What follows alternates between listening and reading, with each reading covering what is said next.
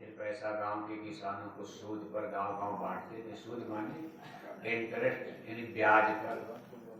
जैसे बैंक आपको तो बैंकें नहीं थी, तो शेर साहूकार ही कर्जा ब्याज पर देते थे। 20,000 अब तो बैंकों की प्रणाली आ गई, बैंक से आप लेते हो, कर्जा तो कर्जा होता, बैंक भी सूद पर देता ब्याज पर। सेठ जी ने गांव में किसानों को कर्जा खूब बांट दिया। जब किसानों की फसल पकती थी, मूंगफली हो गई, बाजरा हो गया, कपास हो गया, 10 लाख घर में आ गया, तो 2 लाख कर्जा सेठ जी का चुका दिया ब्याज सहित साल भर का। लेकिन मान लो सूखा पड़ जाए आपके सौराष्ट्र में, आपका कपास सूख गया, मूंगफली सूख गई, ज्वार बाजरा हुआ नहीं, अब आपके घर में भोजन मिलना कठिन है। 10 लाख कहाँ से कमाओगे, फिर कर्जा कहाँ से दोगे अगर सूखा पड़ जाए।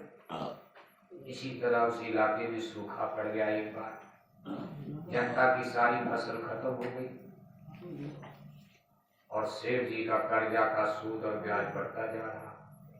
सेठ जी को चिंता हुई, भाई ये तो मेरा पैसे डूब जाएगा। वो बराबर गांव में वसूली के लिए जाने लगे, कभी हमारा कर्जा दो, ब्याज दो, इतना ब्याज हो गया, सब दो। किसान बेचारे कहते थे कि सेठ जी, अरे साल भर से बरसात हुई नहीं, पानी बरसा नहीं, हमारी सारी फसलें सूख गई, कोई आमदनी नहीं हुई, हमको तो किसी तरह रोटी मिले, हम आपको कर्जा, लेकिन हम बेईमानी नहीं करेंगे।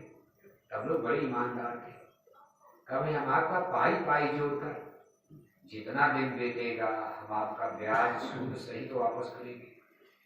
जरा पानी बरस जाने दीजिए हमारे खेत में, कपास ज्वार मूंगफली हो जाए, बेचा जाएगा तब तो दिया जाएगा। सेठ जी बेचारे 2-4 बार आए गए, आते जाते उनको फिर गुस्सा आया, अरे कहा आपकी बार मैं लेकर ही छोड़ूंगा। अगली बार जब गांव में गए, कभी आज हम कर्जा लेकर छोड़ेंगे, आपको देना पड़ेगा। गांव वालों ने कहा महाराज कहाँ से दिया जाए, घर में कुछ है ही नहीं। शेर जी ने कहा ना आपके घर में बर्तन है, गहना है, सोना चांदी। गहना वाना कोई ना, सोना चांदी तो सबके घर में होता ही था, पहले जमाने में भी आज भी है। आज हम लोग आप लोगों का बर्तन, इतना फूल का, पीतल का, बाल्टी है, हार है, परात है, गागरा है, ये सब थाली लोटा हम सब गिरवी करेंगे, और जितना घर में गहना सोना चांदी यही दे दो हमको। अब किसान बेचारे मजबूर हो गए। अब आज का जमाना होता तब तो किसान आंदोलन होता, सेठ जी को पकड़ के गांव वाले झगड़ा कर लेते, लेकिन तब जमींदारों का जमाना था, जनता डरती, बड़े बड़े लोग कितना अत्याचार आतंक करें, लोग गांव के लोग डर जाते। गांव वालों ने धीरे से अपना सब सोना चांदी बर्तन दे दिया। सेठ जी ने गठरी बना लिया, एक गठरी बनाई सोने चांदी की छोटी, और बर्तन वाली गठरी बड़ी हो गई। किसी तरह लेकर गांव के बाहर पगडंडी सड़क पर आए और लगे इंतजार करने की भाई कोई सवारी साधन मिले तो गांव चला जाए। अब उनका गांव 1 मील दूर था, कस्बा बाजार, रास्ता उस समय पगडंडी, कच्ची सड़कें, सवारी में कोई कार मोटर तो था नहीं। उस समय सवारी में बैलगाड़ी उड़ी चलती थी, खच्चर गधा वाली। क्योंकि दिन डूब रहा था, संजोग से कोई सवारी साधन नहीं मिला। अब सेठ जी घबराने लगे, कोई साधन भी नहीं, घर हमारा 1 मील दूर, इतना सामान बोझा लेकर के हम घर पहुंचेंगे कैसे। गांव वाले अब गांव में रहने नहीं देंगे, क्योंकि गांव वालों को तो नाराज कर दिया। सेठ जी यही सोच रहे कि तो बड़ा हम झंझट में पड़ गए। तब तक एक दाढ़ी बाल वाले महात्मा जो घर से आ गए, घूमते हुए रास्ते से, परिचय हुआ, राम रहारी दुआ सलाम। सेठ जी ने उनको प्रणाम किया। महात्मा जी ने कहा भाई कहाँ के रहने वाले, अपना परिचय दे दिया। हम साहूकार में शाम को घर जाना हमारा सामान। तो महात्मा जी ने कहा सेठ जी चिंता मत करो, हम आपकी मदद करेंगे, हम आपको घर तक पहुंचा देंगे। अब बड़ी वाली गठरी जो बर्तन वाली थी वजनदार, जिसका वजन कुछ ज्यादा था उसको महात्मा जी ने सर पर उठा लिया और सेठ जी से कहा कि छोटी गठरी तुम उठा लो। सेठ जी आगे आगे, महागुरु जी पीछे पीछे, दोनों लोग चल दिए। रास्ते में महात्मा जी ने कहा, सेठ ऐसे रास्ता नहीं कटेगा, या तो तुम हमको कुछ सुनाओ या हम तुमको कुछ सुनावें। तो बातचीत करते करते करते करते पता नहीं चलेगा, घर आ जाएगा, रास्ता कट जाएगा। तो सेठ जी ने कहा, महाराज मैं क्या सुना, बड़े भाग से आज एक महात्मा के रूप में आप मेरे गुरु रूप में, मेरी इतनी उम्र बीत गई, मेरा बुढ़ापा आ गया, अपनी रोजी रोटी में माया की झूठी बाजार में रुपए पैसे धन दौलत कमाने के चक्कर में आज तक मैंने किसी महात्मा का कभी सत्संग किया ही नहीं। मुझे मौका नहीं मिलता झंझट में। आज बड़ा अच्छा मौका आ गया, एक संत का दर्शन हो गया, आप हमको कुछ सत्संग ही सुनाते चलो। महात्मा जी ने सत्संग सुनाना शुरू कर दिया। सेठ जी चले जा रहे हो, महात्मा जी बोल रहे थे, हाँ हाँ कर रहे हैं उसी में। अब समझ में आ रहा कि नहीं आ रहा, हाँ हाँ करते जा रहे। अब सेठ जी को तो चिंता, जल्दी घर पहुंचे, लेकिन हाँ हाँ हाँ यस यस।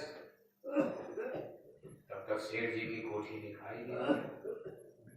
कोठी के बाहर महात्मा जी ने गठरी रख देखा, सेठ आपका घर सामने आ गया, कोठी चले जाओ, अब यहाँ से गठरी लेकर जा सकते हो।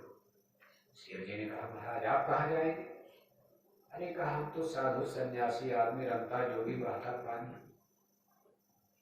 जहाँ रात वहीं बिहान, हम साधु महात्माओं का क्या है?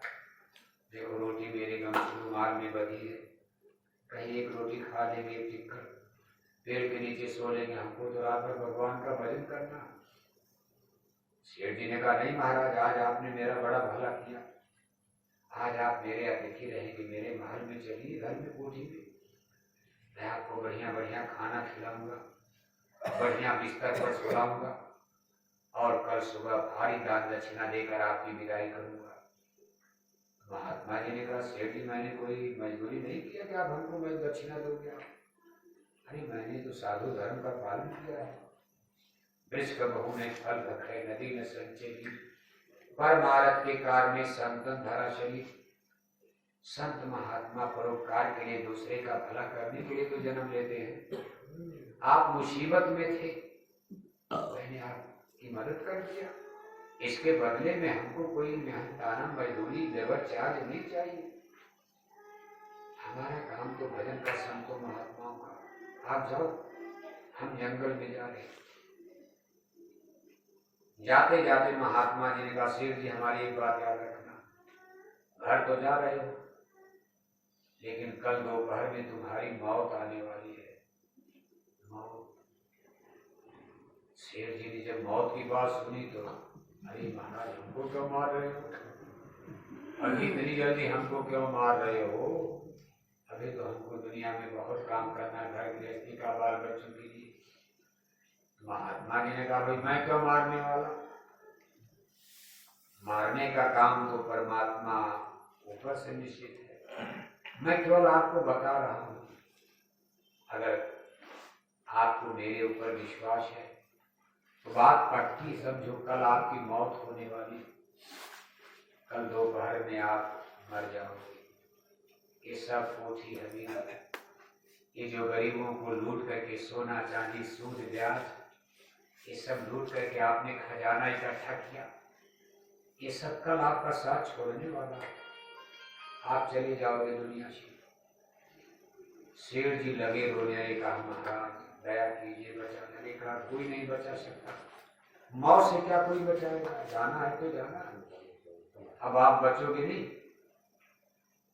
शरीर नहीं बचेगा। हाँ एक उपाय है, मैं आपकी आत्मा को बचा सकता हूँ। महात्मा आत्मा ही बचाते, शरीर कोई बचाएगा।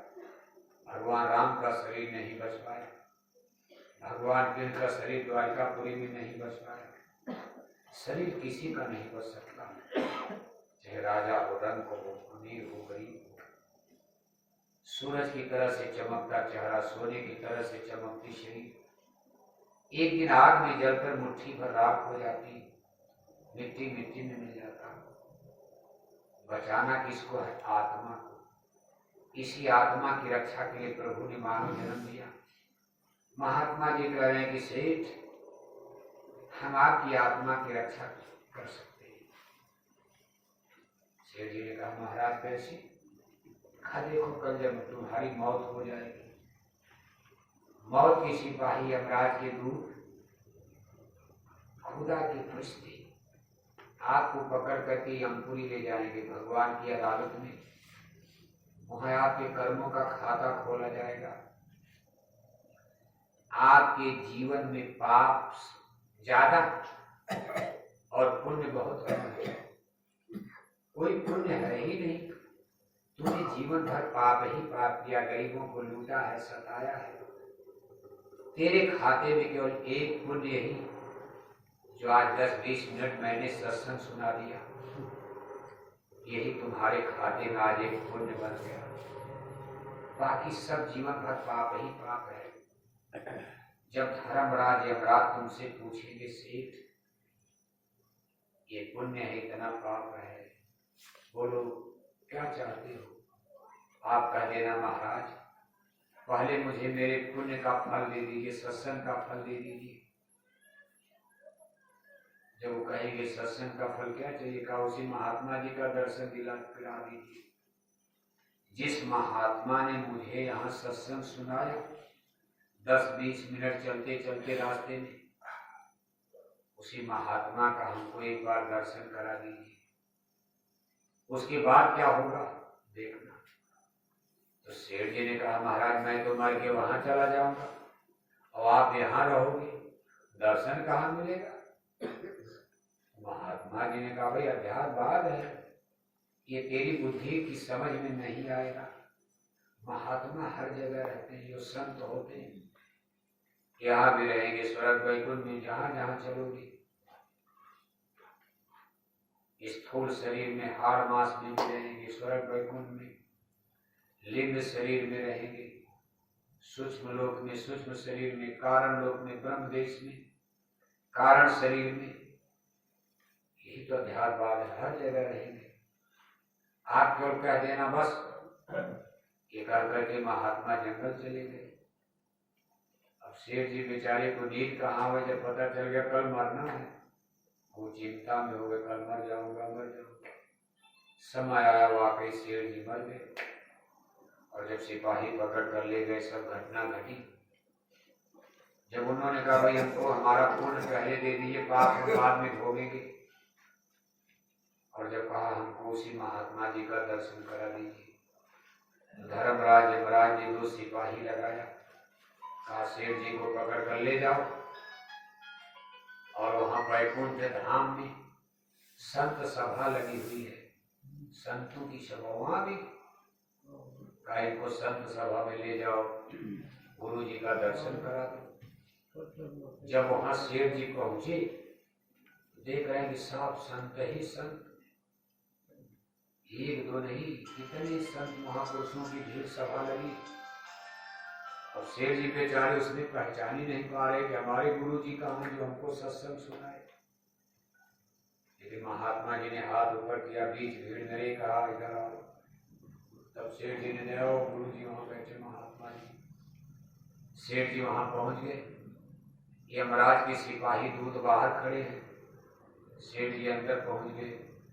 महात्मा जी ने नीचे बैठा लिया अपने पास। इसके बाद शेर जी जब पीछे देख रहे हैं, तो सिपाही बोला, बस आपका समय खत्म पुण्य वाला, अब चलो पाप भोगो, नरकों में डंडा बजेगा, चलो जल्दी। शेर जी डर के मारे खड़े हो गए, चला गया। महात्मा जी ने कहा, कहाँ जा रहे हो? शेर जी ने कहा, महाराज जो सिपाही हमको बुला रहे हैं, जाना है। अरे महात्मा जी ने कहा, बैठो, बुलाने दो उनको। उनका हाथ पकड़ करके बैठा लिया। शेर जी ने कहा, महाराज जाने दीजिए, बड़ा हमको मारे हैं लोग, अब आप तो यहाँ रह जाओगे, रास्ते में हमारी पिटाई करेंगे। महात्मा जी ने कहा, तुमको कोई नहीं पीटेगा, बैठो। सेठ जी फिर पीछे देखे तो सिपाही डंडा दिखा रहे, जल्दी और एक पिटाई होगी। यमराज के दूत हैं, बहुत के सिपाही। सेठ जी फिर उठकर जाना चाहे तो महात्मा जी ने फिर जबरदस्ती बैठा दिया। जब बहुत विलंब हो गया, अब सिपाही देखो अंदर जा नहीं सकते। अगर यमराज के दूत अंदर जाएंगे तो जलकर भस्म हो जाएंगे। संतों महात्माओं की सभा में यानी जहाँ संत रहेंगे वहाँ यमराज के दूत खड़े टिक नहीं सकते।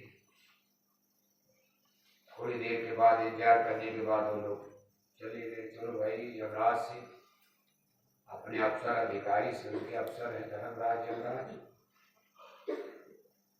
इनको भगवान का जज, ये परमात्मा की तरफ से ही जज हैं, इनको धर्मराज यमराज हिंदू धर्म में कहा गया। और जहाँ बैठे हैं उस कोर्ट कचहरी अदालत को यमपुरी कहा गया। यमपुरी कभी चलो उनको सूचना दे दी जाए, भाई सेठ जी तो आई नहीं हम ही लोग सजा भोगेंगे, कष्ट मिलेगा, हमको दंड दे दिया जाएगा, अफसर नाराज हो जाएंगे। इतना देर कहाँ कर दिया। जब वहां पहुंचे तो धर्मराज यमराज ने कहा, भाई सेठ जी को कहाँ छोड़ दिया तुम लोगों ने। सिपाहियों ने कहा, महाराज वो तो वहां से आ ही नहीं रहे हैं, संत सभा में घुस गए, निकल ही नहीं रहे, और हम उसमें घुस कर उनको निकाल नहीं सकते, हम भस्म हो जाएंगे, जल जाएंगे। धर्मराज यमराज ने कहा, भाई मैं भी नहीं निकाल सकता, मैं भी अगर संतों की सभा में घुस जाऊं तो मैं भी जलकर भस्म हो जाऊंगा, इसलिए अब सेठ जी हमारे हाथ से निकल गए। संत उनको निकाल ले गए। संतों से बड़ा कोई नहीं है, संतों के सामने काल भी झुक जाता। महाकाल और ब्रह्म पार ब्रह्म काल सभी नाम में शीश दो। परम गुरु दयाल संतों के सामने सब झुकते। कभी जिनको संत निकाल ले गए उनको कोई कुछ नहीं कर सकता, इसलिए सेठ जी का सारा पाप नष्ट हो गया। संत दरस जिन पातक करे, इतने संतों का एक साथ दर्शन, उनके सारे पातक यानी पाप परम ही मिट गए। अब सेठ जी पार हो गए। अब आप मृत्यु लोक में जाओ, किसी दूसरे को पकड़ कर ले आओ, सेठ जी तो निकल गए। कहने का मतलब ये है कि सत्संग की इतनी भारी महिमा धर्म ग्रंथों में बताई गई। तो भाई सत्संग महिमा अति भारी, पर कोई जीव मिले अधिकारी। अब ऐसे संतों का मिलना बहुत कठिन होता। पुण्य पुण्य बिन मिले न क्षमता, सत्संग संसित करियंता। जन्म जन्म के पुण्य इकट्ठा होते, कुछ भाव तब बनता सत्संग के प्रति। ये तो सत्संग वत्संग की बात जल्दी समझ में नहीं आती। वो पूजा पाठ तो समझ में आती, घंटी घंटा बजाने वाली, वैसा काम दुनिया का चलता रहे। तो 1 लाख दक्षिणा दे दिया, 1 करोड़ कमा लिया, लूट कर 1 लाख दक्षिणा दे दिया, चलो पुजारी हो गए। तिलक टीका लगा दिया, शराब भी पी रहे, मांस भी खा रहे, अंडा भी खा रहे। वो सब धर्म कर्म अलग है, उसको कर्म कांड अंधविश्वास आडंबर पाखंड कहा जाता है। लेकिन सत्संग तो सारे पापों से आपको निकालेगा, बुराइयों से आपको अलग करेगा, अच्छाई पर लाएगा, आपके अंदर अच्छी सोच, अच्छे विचार, अच्छे चिंतन पैदा हो। ऐसे सत्संग में बिना संस्कार के कोई जा नहीं पाता। इसके लिए पुण्य की पूंजी चाहिए। कभी अगर पुण्य आत्मा है, किसी जन्म का पुण्य, बाकी आप तमाम लोगों को देखते हो, कहीं आप पकड़ कर उनको ले भी जाओ तो उनकी समझ में नहीं आता। आप मथुरा भी लेकर जाओ तो फिर उल्टा ही सोचते, कुछ दिन सत्संग में रहेंगे छोड़कर भाग जाएगा, हमारे बस का नहीं है। ये बहुत ही पवित्र आत्मा है, इसमें पढ़ाई लिखाई का भी कोई मतलब नहीं कि विद्वान होगा तो समझ जाएगा, इसमें अंग्रेजी की जरूरत नहीं। रावण देखो इतने बड़े विद्वान थे, भगवान राम का सत्संग उनकी समझ में नहीं आया। सेवरी कोई पढ़ी लिखी नहीं, सेवरी अनपढ़ गवार, सेवरी वेद का नाम भी नहीं जानती थी। और जात की भीलनी, छोटी जाति, कोल भील जिनको कहते हो, दक्षिण भारत की आदिवासी कोल भील जाति। आप यहाँ भी कोली लोग ये हो, यानी जो शेड्यूल कास्ट में, निम्न वर्ग में। भीलनी शिवनी ने भगवान राम के सत्संग को समझ लिया और भगवान राम ने शिवरी से कह दिया, भाई जात पात पूछे नहीं कोई, हरिके भजे सो हरिके हुई, निर्मल मंजन सो मही पावा, मोही कपड़ छर छिदन भावा। शिवरी भीलनी के जूठे बेर खाकर और शिवरी को भक्ति का अमर वरदान दे दिया। वही देखो रावण 4 वेद के विद्वान, 4 वेद के प्रकांड पंडित, इतने बड़े राजा महाराजा होकर भगवान राम का सत्संग उनकी समझ में नहीं आया। इसलिए इस चीज को समझने के लिए बड़ी छोटी जाति का कोई मतलब नहीं है कि बड़ी जाति वाले ही सत्संग समझेंगे, पंडित समझेंगे, राजपूत समझेंगे, अहीर यादव समझेंगे, छोटी जाति वाले नहीं समझ पाएंगे, ऐसा नहीं है। यह जो अंग्रेजी जानने वाला इंजीनियर डॉक्टर सत्संग समझेगा, फिजिक्स केमिस्ट्री की किताब नहीं है। ये जूलॉजी बॉटनी इंजीनियर डॉक्टर की पढ़ाई में साइंस ऑफ सोल है। इसको स्पिरिचुअलिज्म कहते हैं। जीवात्मा को मां के गर्भ में कैसे उतारा गया, मौत के समय इसको कैसे निकाला जाता, कैसे आदमी से निकाल कर गाय बैल कुत्ता बिल्ला में डाल दिया जाता, कैसे नरकों की आग में जलाया जाता, कैसे जन्म मरण होता है, कैसे देवी देवता ईश्वर ब्रह्म भगवान का दर्शन दीदार होता, कैसे मोक्ष मुक्ति का स्थान प्राप्त होता, जन्म मरण कैसे छूटता। इसमें इतने लेसन और पाठ हैं, इसको पढ़ने में भी तो समय लगेगा। अब 1 घंटा 2 घंटा में तो काका कगा नहीं पढ़ पाता कोई। एक दिन स्कूल जाने के बाद ABCD नहीं समझ पाता। 6 महीना, साल तक, 10 साल, 20 साल लोग स्कूल कॉलेज में यूनिवर्सिटी में एक विषय के मास्टर नहीं बन पाते। कहेंगे भाई हमने जागृति से MA कर लिया, DLIT PhD कर लिया, जागृति से भूगोल। और अभी पूछ दिया जाए पूरी दुनिया में कितना देश है तो 2-4 देश का नाम ही भूल जाएंगे।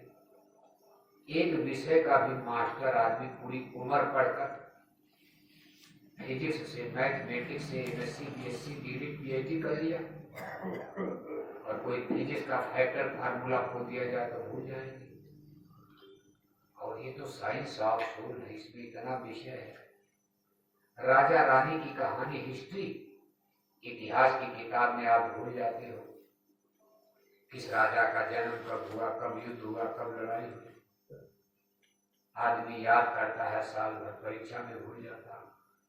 भगवान का आत्मा परमात्मा का हिस्ट्री इतिहास है। किसका इतिहास है? जो अनंत है, इन्फिनिटी है, जिसका न आदि है न अंत है। हरि अनंत, हरि कथा अनंता, राम सुने भांति बहुशंता।